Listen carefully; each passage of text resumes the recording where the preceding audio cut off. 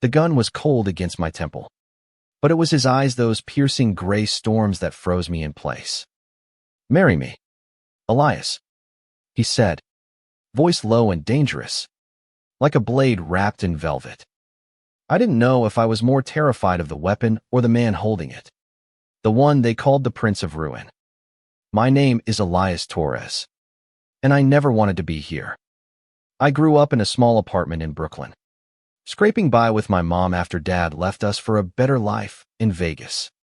I was just a barista with dreams of opening my own cafe, not someone destined to be tangled in the life of Caleb Kingston, the most feared man in New York's underworld.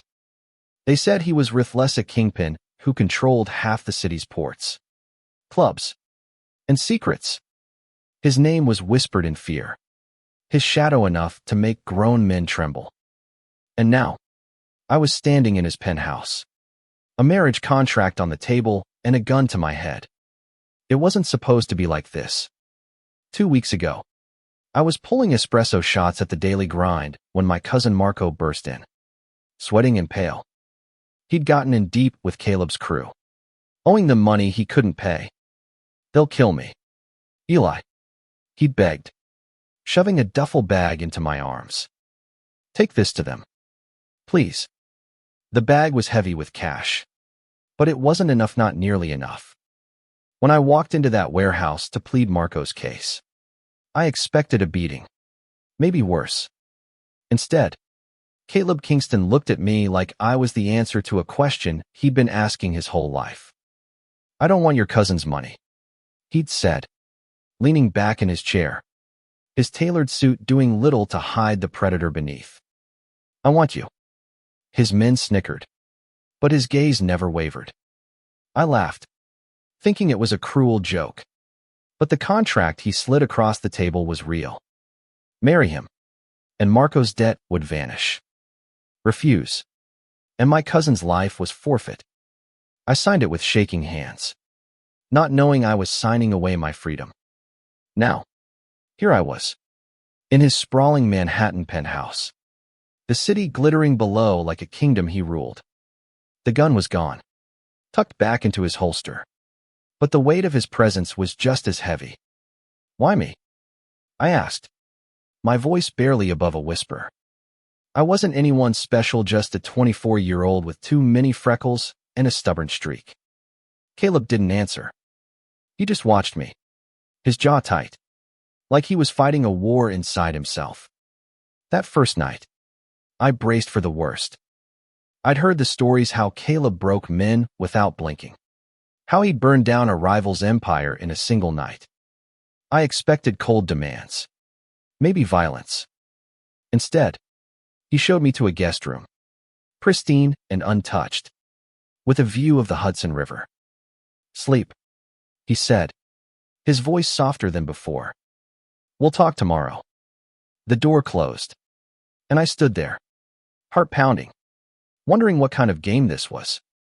The next morning, I woke to the smell of coffee, good coffee, not the instant crap I was used to. Caleb was in the kitchen, sleeves rolled up, pouring 2 mugs. His dark hair was mussed, like he hadn't slept, and his eyes carried a weight I couldn't name. "You're not a prisoner, Elias," he said, sliding a mug toward me. "But you're mine now. That's the deal."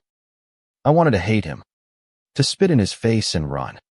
But there was something in his voice, a crack, a plea that made me stay.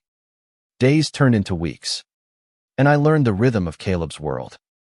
By day, he was the Prince of Ruin, commanding his empire with a ruthless edge. Meetings with his crew were tense, filled with coded language and veiled threats. I was his shadow, expected to stand at his side during dinners with shady businessmen or late-night deals in smoky backrooms. Everyone assumed I was just arm candy, a trophy to flaunt his power. But they didn't see what happened at night. When the city slept, Caleb changed. The first time it happened, I was reading in the guest room, trying to ignore the ache in my chest. The door creaked open, and there he was, shirt unbuttoned, eyes raw with something I couldn't place. "Can I stay?" he asked, voice barely audible. I froze, expecting a trick, but he just sat on the edge of my bed, head in his hands. I don't sleep well, he admitted. Not alone. It was the first time I saw him as human, not a monster. Night after night, he came to me, never pushing, never demanding, just sitting there, talking in whispers about things he'd never say in daylight. He told me about his father, a brutal man who'd shaped him into a weapon, about the brother he'd lost to a rival's bullet, about the loneliness that clawed at him, even with all his power. I didn't want to care, but I did. His vulnerability was a secret he trusted me with, and it cracked something open inside me.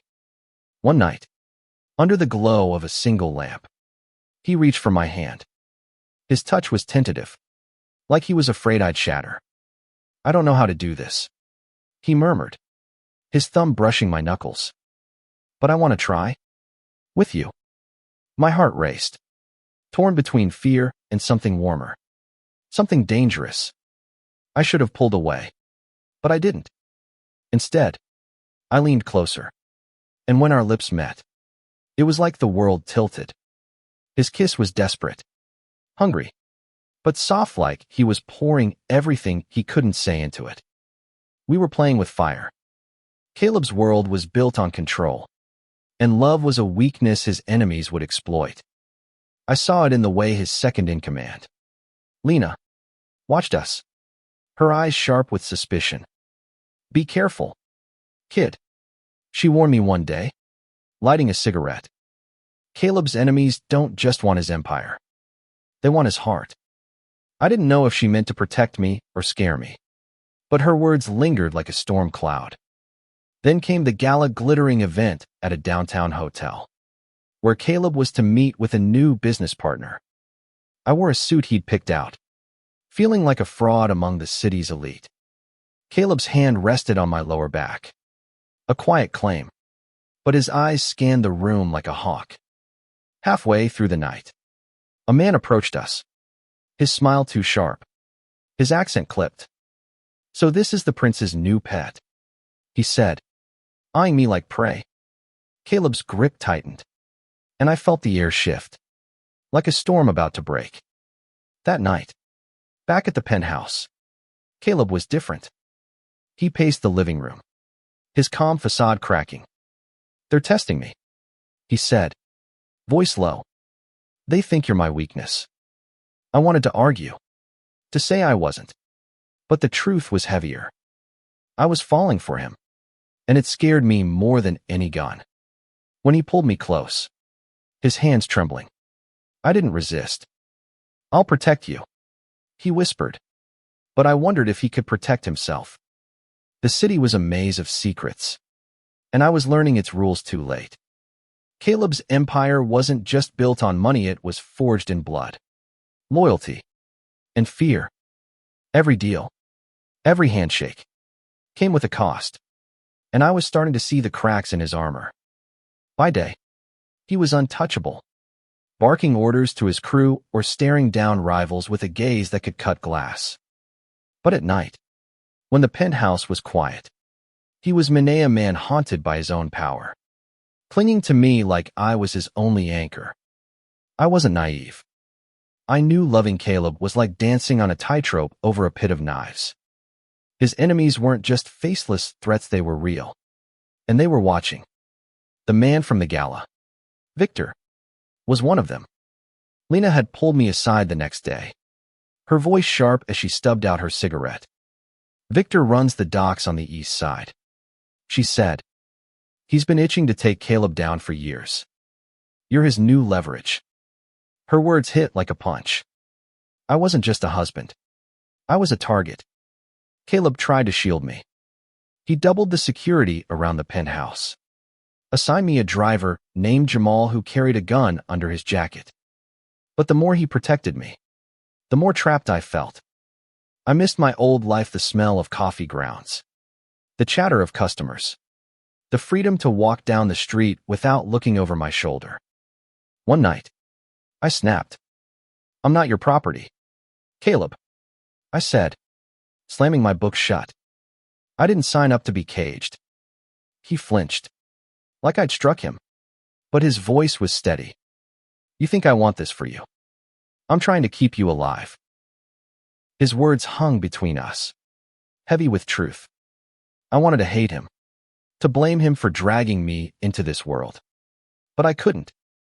Not when he looked at me like I was the only thing keeping him human. That night, he didn't come to my room. I lay awake, staring at the ceiling, missing the weight of him beside me. When I finally crept into his bedroom, I found him sitting on the floor, a glass of whiskey in his hand, staring at a photo of a young boy who looked like him. My brother, he said, not looking up. He was 19 when they killed him. I won't let that happen to you. I knelt beside him, my heart aching. Then let me in, I said. Stop shutting me out. He looked at me then, his eyes raw, and pulled me into his arms. His kiss was fierce, like he was trying to memorize me, and I let myself fall into it, knowing it might be the last time. We made love that night, not just with our bodies, but with every unspoken fear, every fragile hope. It was reckless, but it was ours. The next morning, reality crashed back. Lena called, her voice tight. Victor's made a move. He's got Marco. My stomach dropped. Marco, my idiot cousin, had gone back to gambling, thinking Caleb's protection would save him. Now he was a hostage, bait to lure Caleb into a trap. Don't go, I begged, grabbing Caleb's arm as he strapped on his holster. It's what they want. But his jaw was set, his eyes hard. I don't have a choice. Elias, if I don't show, they'll kill him and they'll come for you next. He left with Lena and a handful of his best men, leaving me with Jamal and a pit in my stomach. Hours passed, each one heavier than the last. I paced the penthouse, the city's lights mocking me through the windows. When my phone buzzed, I nearly dropped it. A text from an unknown number, come to the docks. Alone, or Marco dies. Attached was a photo of my cousin, bloodied and tied to a chair. My hands shook as I typed a reply, stalling for time. But another message came. No tricks. No Caleb. You have 1 hour. I knew it was a trap. Victor wanted me to draw Caleb out, to force his hand. But Marco was family, the only piece of my old life I had left. I grabbed a kitchen knife, tucked it into my jacket, and slipped past Jamal, who was distracted on a call. The docks were a 20-minute drive, and I took a cab, my heart pounding so loud I thought the driver could hear it. The warehouse was dark, the air thick with salt and rust. I stepped inside, the knife heavy in my pocket, and called out for Marco. Victor's laugh echoed through the darkness. You're braver than I thought, he said, stepping into the light. He was flanked by 2 men, their guns glinting. Marco was behind them, gagged, his eyes wide with fear. Where's Caleb? Victor asked, his smile cold. I lied, saying Caleb didn't know I was here. But Victor's eyes narrowed. Let's see how much you're worth to him, he said, nodding to one of his men. The barrel of a gun pressed against my back, and I realized I'd walked right into his hands. Then, chaos. A gunshot rang out not from Victor's men, but from the shadows. Caleb emerged, his face a mask of fury, Lena and his crew at his heels. Bullets flew, and I dove for cover behind a crate, my heart in my throat. Marco screamed through his gag, and I crawled toward him, cutting his ropes with the knife. Run, I hissed, shoving him toward the exit. But before I could follow, a hand grabbed my arm. Victor, his gun aimed at my chest. You're not going anywhere, he snarled. Caleb's voice cut through the noise. Let him go, Victor. He stood in the open, weapon lowered, his eyes locked on mine. It was a standoff, and I was the prize. Victor laughed, pressing the gun harder against me. You're soft for him. Kingston, that's your mistake. Time slowed. My pulse deafening. I didn't think I acted. I twisted, slamming my elbow into Victor's face. And the gun went off, grazing my arm. Pain seared through me. But I was free. Caleb was on Victor in an instant, disarming him with a brutal efficiency that reminded me why he was feared. Lena dragged Marco to safety, and the warehouse fell silent. Victor's men subdued or dead. Caleb's hands were on me, checking my wound. His face pale. You're an idiot, he whispered. But there was no anger in it, just fear. Raw and unguarded. He pulled me close, not caring who saw, and I clung to him, the world blurring around us. The hospital room smelled of antiseptic and regret. My arm was bandaged, the graze from Victor's bullet stinging less than the memory of Caleb's face when he thought he'd lost me. He sat beside my bed, his hand gripping mine like a lifeline. You could have died, he said, his voice rough. I wanted to joke, to lighten the weight between us. But the truth was heavier. So could you, I replied. For the first time, I saw tears in his eyes, and it broke me. Marco was safe, holed up in a safe house with Lena watching him like a hawk. Victor was in custody, his empire crumbling under Caleb's retaliation, but the victory felt hollow. I'd seen the cost of Caleb's world, the blood and fear that fueled it. And yet, I couldn't walk away. Not from him. Not from us. When the doctor released me, Caleb drove me back to the penthouse, silent but never letting go of my hand. That night, we didn't speak. We just held each other. The city's hum a distant echo. But peace was a luxury we couldn't afford.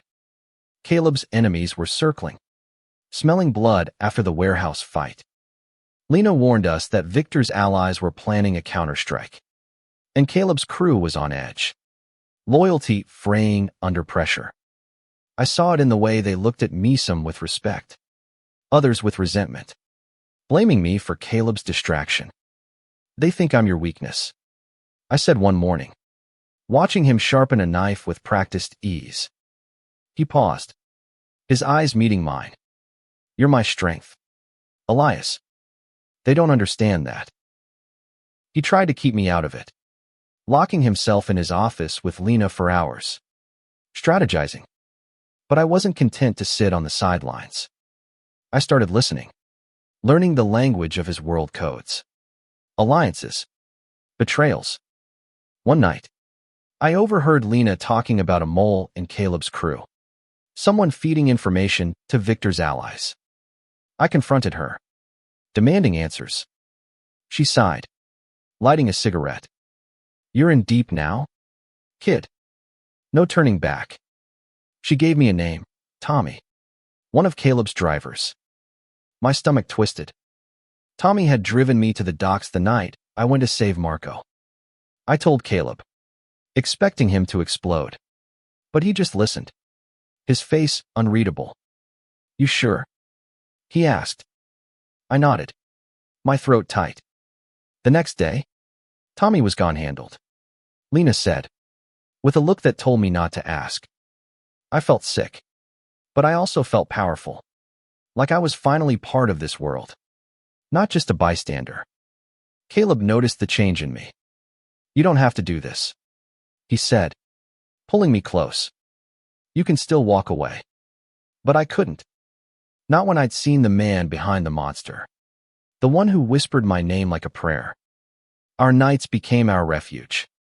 We'd lie in bed, trading stories of lives we'd never live in. A chef in a small town. Me, running my cafe. They were fantasies, but they kept us sane. One night, he traced the scar on my arm, his touch gentle. I never wanted this for you, he said. I kissed him, silencing his guilt. I chose you, I said, and I meant it. But love wasn't enough to stop the storm coming. It hit at a charity event in Soho. A glittering facade for Caleb's latest deal. I was at his side, playing the dutiful husband, when the lights went out. Screams erupted, followed by gunfire. Caleb shoved me behind a table, his body shielding mine as glass shattered around us. "Stay down," he hissed, drawing his gun. I peeked through the chaos, spotting masked men moving through the crowd, their movements too precise for a random attack. This was planned. Lena appeared, blood on her cheek, dragging us toward a side exit. "It's a setup," she said. "They knew we'd be here." We ran, the night air biting as we piled into a car. Jamal was behind the wheel, weaving through traffic as Caleb barked orders into his phone. My heart pounded, but I wasn't afraid, not like before. I'd seen too much, felt too much. When we reached the safe house, Caleb pulled me aside. "I need you to stay here," he said. "This ends tonight." I grabbed his arm, my voice fierce. "I'm not hiding anymore. We do this together." He stared at me, torn between fear and pride, then nodded. Lena handed me a gun, her eyes steady. "Don't make me regret this," she said. I took it, the weight familiar now. Caleb's hand found mine, a silent promise. Whatever came next, we'd face it as one. The plan was simple but brutal: hit Victor's allies before they could strike again. Caleb had tracked their base to an abandoned factory in Queens. We moved at dawn, a small team: Caleb, Lena, and a handful of loyal men. The factory was a fortress, guarded by men who knew we were coming. The fight was chaos: gunfire, shouts, the stench of blood. I stayed close to Caleb, my aim shaky but steady enough to cover him. He fought like a man possessed, but every move was calculated, protecting me even as he took down our enemies. In the end, we won, but not without cost. Lena took a bullet to the shoulder, and one of Caleb's men didn't make it. As we stood in the wreckage, Caleb pulled me close, his breath ragged. "It's over," he said, but I knew it wasn't. Not really. His world would always be a battlefield, and I'd chosen to stand in it with him. The aftermath was quiet, but it hummed with tension. Caleb's empire was secure for now, but the scars of the fight lingered. Lena was recovering, her arm in a sling, but her sharp tongue was as deadly as ever. "You're not half bad, kid," she told me, a rare smile breaking through her usual scowl. I laughed, but my chest ached. I'd crossed a line, from bystander to player, and there was no going back. Caleb was different after the factory. He was still the Prince of Ruin, commanding his crew with that same iron will. But there was a softness in him now, a crack only I could see. We spent days holed up in the penthouse, avoiding the world. He cooked from a pasta, of all things, burned at the edges but made with care. We talked about everything and nothing, rebuilding the fragile trust between us. But the weight of his world never left us. One night, as we lay tangled in sheets, he whispered, "I want out." I froze, unsure if I'd heard him right. "This life," he said, his voice breaking.